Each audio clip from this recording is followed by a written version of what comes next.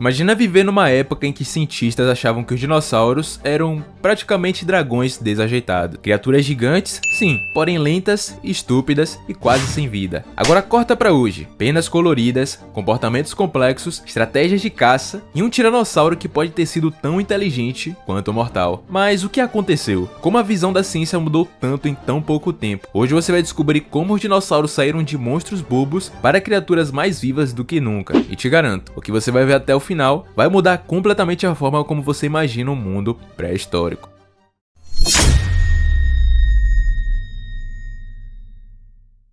Durante o século XIX, os dinossauros eram compreendidos através de uma lente que misturava o fascínio com a incompreensão. Eles eram vistos como criaturas colossalmente inadequadas para um mundo em evolução, verdadeiros experimentos fracassados da natureza, retratados como criaturas de sangue frio, lentas, com cérebros minúsculos e comportamentos básicos. Imagine o Tiranossauro Rex, não como o ápice da evolução predatória, mas como um carniceiro desengonçado, arrastando sua cauda pesada pelo solo cretácico e seu corpo inclinado para cima. Os herbívoros também não escaparam dessa percepção distorcida. O brontossauro, hoje como apatossauro, era retratado como um gigante lento e burro, passando seus dias imerso em pântanos para sustentar seu peso colossal, seu pescoço servindo apenas como snorkel biológico para respirar enquanto se alimentava de plantas aquáticas. Até mesmo o estegossauro, com suas placas ósseas e seus espinhos caudais, era visto como um animal de cérebro minúsculo, tanto que surgiu um mito de que ele possuía um segundo cérebro na região pélvica, para compensar sua suposta burrice. Essa era uma visão que enxergava os dinossauros não como adaptados ao seu ambiente, mas como prisioneiros de sua própria biologia arcaica. Monstros condenados a desaparecer para dar um lugar a criaturas superiores como nós, os mamíferos. A ciência da época, limitada por poucos espécimes e uma compreensão básica de biomecânica, pintava um quadro de criaturas literal e metaforicamente pesadas, lentas e destinadas ao esquecimento. O oposto completo do que entendemos hoje sobre esses magníficos animais.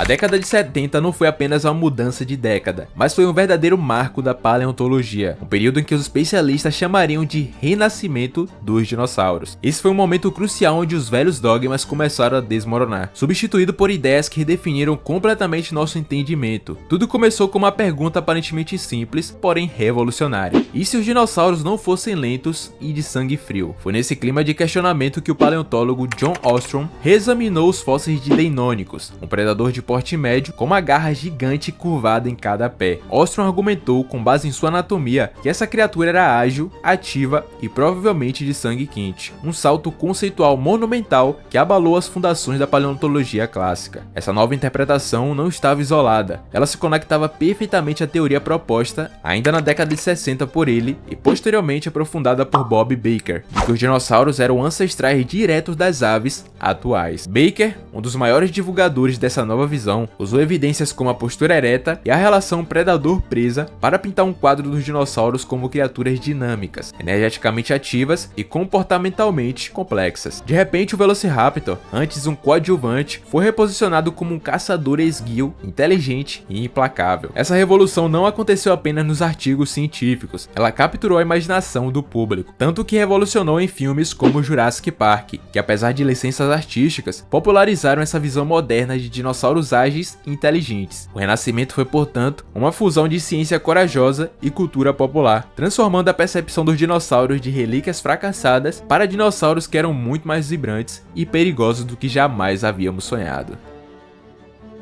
Se o renascimento dos dinossauros foi um momento crucial da paleontologia, foram as descobertas vindas da China nos anos 90 que fizeram nascer uma nova árvore genealógica. Tudo mudou com a descoberta de um fóssil extraordinário na formação Ixian, o Sinosauropteryx. Esse pequeno dinossauro carnívoro estava tão perfeitamente preservado que ao redor de seu esqueleto havia um material filamentoso, uma textura que ninguém esperava ver em um dinossauro não voador. Eram protopenas, estruturas primitivas que claramente não serviam para voar, mas que abriam a porta para um novo mundo de possibilidades. Essa foi a prova irrefutável de que as penas não eram exclusividade das aves, mas sim uma característica muito mais antiga entre os dinossauros terópodes. O Caudipteryx, por exemplo, exibia um leque de penas simétricas e bem desenvolvidas em sua cauda, e o Microraptor possuía penas de voo não só nos braços, mas também nas pernas, formando 4 asas funcionais. De repente, a imagem clássica do Velociraptor como um réptil escamoso e ameaçador foi por água abaixo, dando lugar a uma criatura coberta de penas. A função dessas primeiras penas também foi reavaliada. Elas provavelmente evoluíram para o isolamento térmico, permitindo que esses dinossauros mantivessem uma temperatura corporal estável, um forte indício de sangue quente, e também para uma exibição, com cores e padrões vibrantes. Essa revolução das penas não apenas redefiniu a aparência de dezenas de espécies, mas solidificou para sempre a ligação evolutiva direta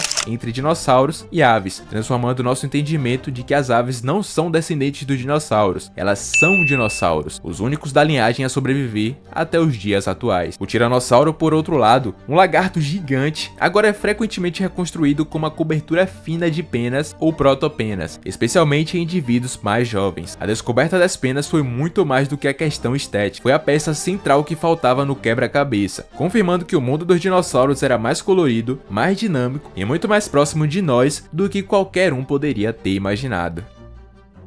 A revolução na compreensão do comportamento dos dinossauros talvez seja uma das transformações mais profundas na paleontologia moderna. Durante décadas, a visão era de criaturas solitárias e basicamente instintivas, mas uma série de descobertas revelou um mundo de complexidade social surpreendente. Um dos marcos iniciais dessa mudança foi a descoberta na década de 70 de um enorme cemitério de Maiasaurus em Montana, nos Estados Unidos. O que os paleontólogos encontraram não era apenas um grupo de ossos, mas uma cena organizada, ninhos meticulosamente espaçados, ovos fossilizados e indivíduos de diferentes idades agrupados junto. Essa foi uma forte evidência de cuidado parental prolongado. Os adultos não apenas botavam os ovos, mas também voltavam ao mesmo local dos ninhos para cuidar dos seus filhotes, fornecendo alimento e proteção até que estivessem crescidos o suficiente para se virarem sozinhos. Essa descoberta foi tão significativa que lhes rendeu o nome de lagartos boa-mãe. Porém, a sociabilidade não se limitava apenas aos herbívoros. Na década de 90, uma descoberta revelou vários esqueletos de Mapusaurus fossilizados juntos. Isso levou cientistas a especularem seriamente sobre a caça em grupo, sugerindo que esses predadores podiam se coordenar para abater presas muito maiores do que eles, como os gigantes argentinossauros. Evidências de comportamento social também apareceram em fósseis de Pachycephalosaurus, onde crânios frequentemente mostram lesões curadas, que se encaixam perfeitamente com combates de cabeça contra cabeça, provavelmente dominância social ou por parceiras, semelhante ao que fazem os carneiros selvagens atuais. Essas descobertas somadas desmontaram completamente a imagem do dinossauro como solitário. Elas revelam um mundo perdido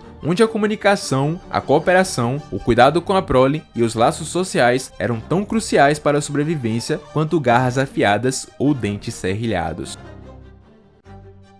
O debate sobre o metabolismo dos dinossauros é uma das questões mais fascinantes e complexas da paleontologia. Durante décadas, a visão clássica os enquadrava como criaturas de sangue frio, lentas e totalmente dependentes do ambiente para regular sua temperatura corporal, como já mencionei antes. No entanto, a partir do renascimento dos dinossauros, essa ideia começou a ser desafiada de forma incisiva. Um dos fortes indícios veio com a evidência crucial que surgiu de estudos das relações predador-presa. O paleontólogo Bob Baker argumentou de forma convincente que a proporção numérica entre fósseis de predador, como o Tiranossauro Rex, e suas presas, como o Edmontossauro, era muito mais próxima do que se vê em ecossistemas modernos dominados por animais de sangue quente, sugerindo que os dinossauros carnívoros precisavam de uma taxa metabólica alta e de muita energia para sustentar sua caça ativa. Além disso, descobertas de dinossauros em regiões polares, como o Lealinasaura, experimentava meses de escuridão invernal, que praticamente impossibilitam a ideia de que eram ectotérmicos puros, pois não teriam como sobreviver a invernos gelados sem a capacidade de gerar calor interno. Impossível. No entanto, a resposta final não é preto no branco. A teoria mais moderna e aceita propõe um cenário intermediário, a mesotermia. Muitos dinossauros, particularmente os grandes saurópodes, podem ter vivido com um metabolismo que não era totalmente endotérmico, mas muito mais eficiente e ativo do que de um réptil. Eles conseguiam manter temperaturas corporais estáveis devido ao seu enorme tamanho corporal, onde a relação volume-área de superfície lhes permitiam reter calor de forma eficiente, sem a necessidade de um metabolismo frenético e custoso, como a de um mamífero. Já dinossauros menores e mais ativos, como os dromeossaurídeos, provavelmente possuíam um metabolismo muito mais próximos aos das aves modernas. Essa nova compreensão mostra que os dinossauros não eram um grupo metabolicamente igual, mas uma linhagem que experimentou uma variedade de soluções biológicas para a regulação de energia, antecipando a diversidade metabólica que vemos nos vertebrados atuais.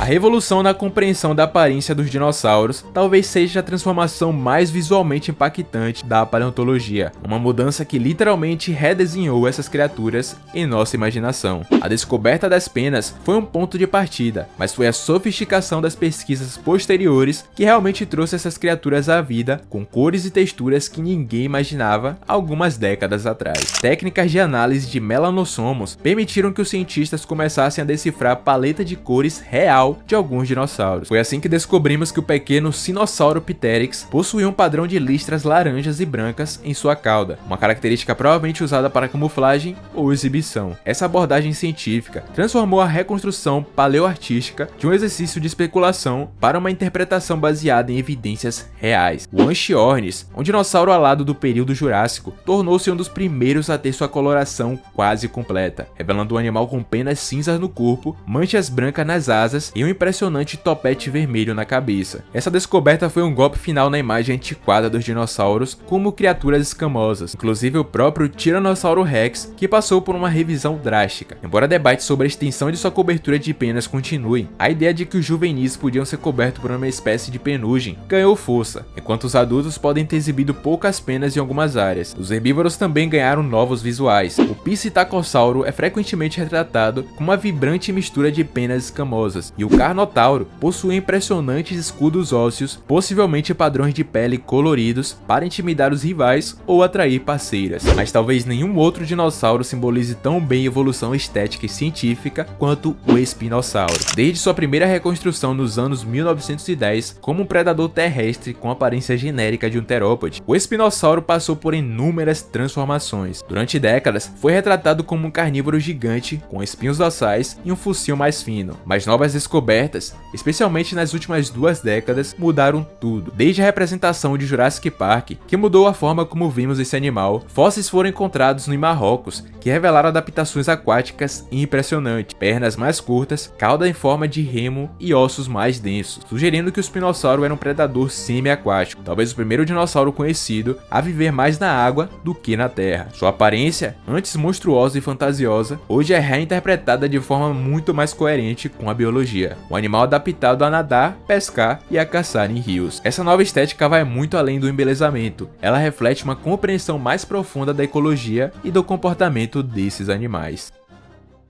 Então, o que mudou? Saímos de uma visão onde dinossauros eram monstros lentos e acabados para entendê-los como criaturas dinâmicas, diversificadas e cheias de surpresas. Eles não foram um mero teste de evolução, foram uma explosão de formas, cores e comportamentos que literalmente ainda vivem entre nós. E a pergunta que fica é, daqui a 50 anos, o que mais vamos ter aprendido? Deixa aqui nos comentários a sua opinião. Se você gostou desse vídeo, já vai deixando o like, se inscreva no canal e compartilhe, assim você ajuda demais o meu trabalho aqui no YouTube. Tamo junto, um abraço e até a próxima.